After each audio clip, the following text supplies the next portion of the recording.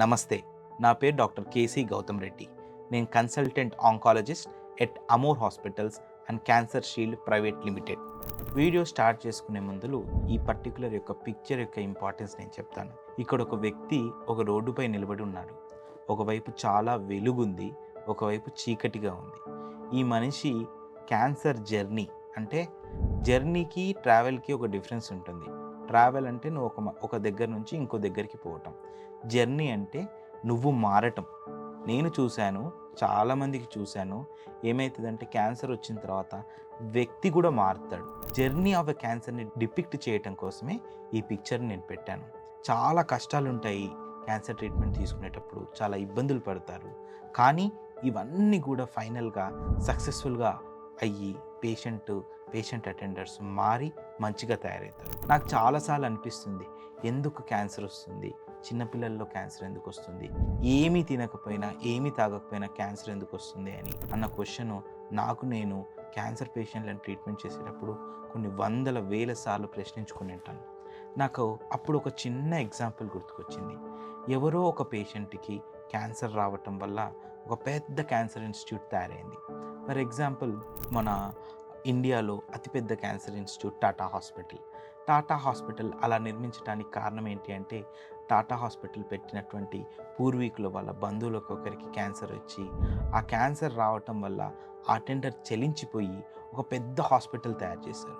ఆ పెద్ద హాస్పిటల్ తయారు చేయటం వల్ల ఈరోజు కొన్ని వేల మంది క్యాన్సర్ వచ్చినా చాలా మంచిగా ట్రీట్మెంట్ అయ్యి వాళ్ళ నార్మల్ జీవన విధానాన్ని చించుకుంటున్నారు. మనకు జరిగిన నష్టం అప్పుడప్పుడు వేరే వాళ్ళకి చాలా లాభం కావటం కోసం ఉద్దేశింపబడిందనే ఎక్స్ప్లెనేషన్తో నేను ఈరోజు ట్రీట్మెంట్లు ఎంతోమందికి ఇస్తున్నాను. మన చిన్న కైండ్నెస్, మనకు చిన్న మాట, కష్టాలలో ఉన్నప్పుడు ఒక చిన్న సానుభూతి ఈ పేషెంట్ అటెండర్స్ అందరికీ చాలా పెద్ద పనులు, ప్రపంచానికి ఉపయోగపడేటటువంటి పనులు చేసే అవకాశం దొరుకుతుంది. అదే ప్యాషన్తో నేను ట్రీట్మెంట్ చేస్తున్నాను. అదే ప్యాషన్ని మా పేషెంట్స్ అందరికీ అడ్వకేట్ చేస్తున్నాను. నా దగ్గరకు వచ్చిన చాలామంది పేషెంట్ అటెండర్స్ ఈ క్వశ్చన్ మళ్ళీ వేస్తారు.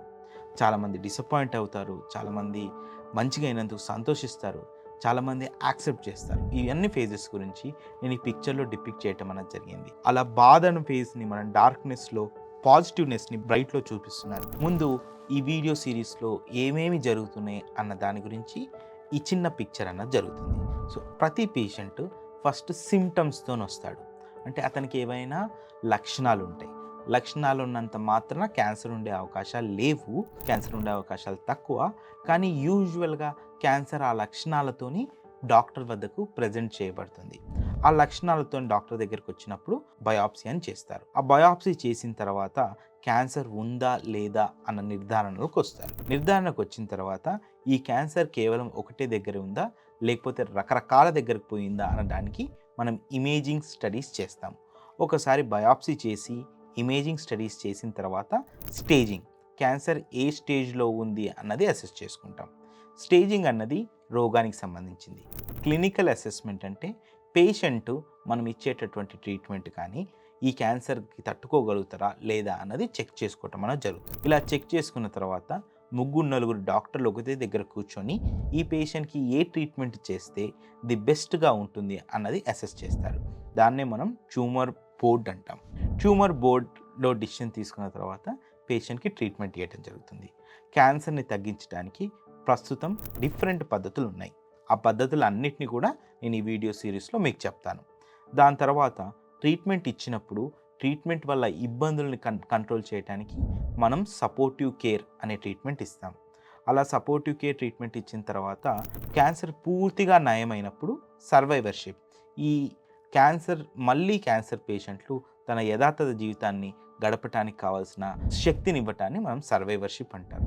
చాలాసార్లు క్యాన్సర్ తగ్గకపోవచ్చు, మళ్ళీ రావచ్చు, ఇంకే ట్రీట్మెంట్ పని చేయలేని పరిస్థితులు కూడా ఉంటుంది. దాన్ని మనం ఎండ్ ఆఫ్ లైఫ్ కేర్ అంటారు. ఆంకాలజిస్ట్గా పేషెంట్ని మంచి చేయటమే కాకుండా పేషెంట్ ఆఖరి స్టేజ్లో ఉన్నప్పుడు చూసుకోవటం కూడా నా బాధ్యతగానే ఉంటుంది. ఇవన్నీ కూడా ఒకటే పిక్చర్లో ఒక కంప్రహెన్సివ్గా చూపించడానికి ఈ విషయాలన్నీ కూడా చెప్పాను.